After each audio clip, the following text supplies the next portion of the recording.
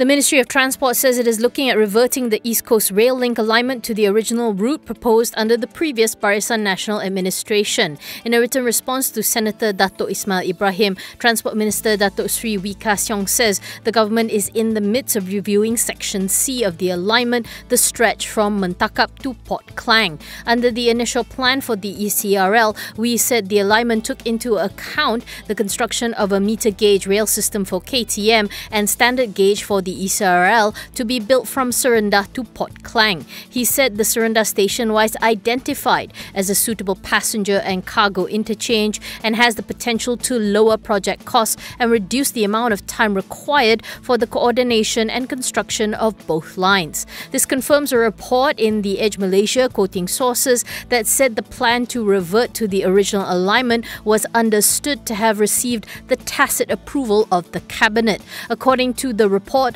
the total cost was now estimated to be about 50 billion ringgit, 13.7% higher than the earlier estimate of 44 billion that was set under the Pakatan Harapan administration.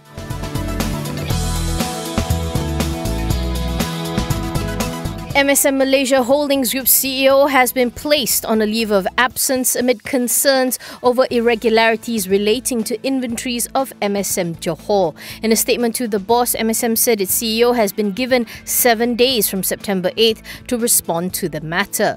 While not directly named in the statement, MSM's Group CEO is Datuk Khairil Anwar Aziz, who was appointed to that post on April 23, 2019.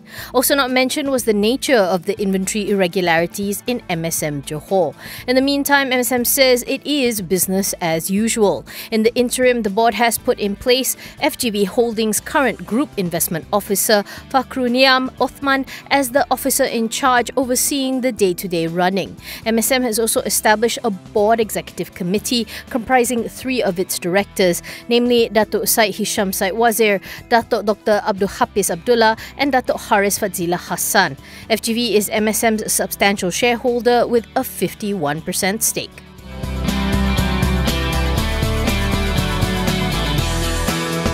The possible closure of AirAsia X may negatively impact Malaysia Airports Holdings with a potential revenue loss of 254 million ringgit, says CGS-CIMB research. The COVID-19 pandemic has decimated most of Malaysia's international traffic, with international tourist arrivals plunging by 68.2% year-on-year for the period from January to June this year. CGS-CIMB analyst Raymond Yap said in a note that 11.3% of MAHB's international passengers in 2019 were all handled by AAX. This also does not take into account losses including check-in counter rental, reduced royalty revenue from tenants from lower footfall, and potential loss in hotel revenues. Last week, AAX said BOC Aviation has filed a claim for $22.98 million for sums allegedly owed with respect to operating lease payments. Yap says other aircraft lessors may follow suit, leaving AAX in dire straits with no white knight in sight.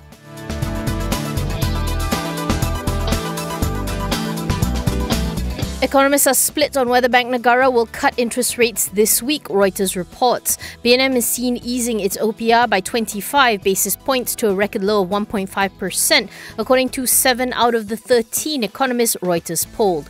The central bank has already delivered 125 BPS of rate cuts this year, resulting in OPR at an already historic low of 1.75%.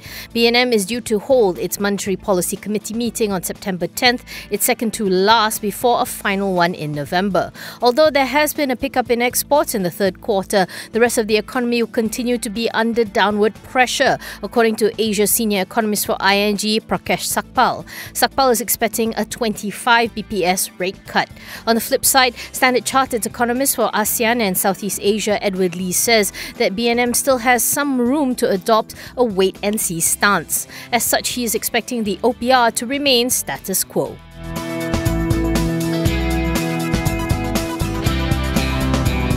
Hi-Tech Padu has confirmed that it is one of the bidders for the government's National Integrated Immigration System project. However, Hi-Tech's Executive VP Abdul Halim Ahmad Lassim declined to comment on who the company's partners are for the bid, only saying that the industry's way forward is through partnerships with each bringing their own expertise. Hi-Tech was the developer of the incumbent Malaysian immigration system, first used by the government in 1993 and which the NIIS will replace. The Edge Malaysia had previously reported that Hi-Tech was one of the 25 bidders, with bids coming in between 1 and 1.8 billion ringgit.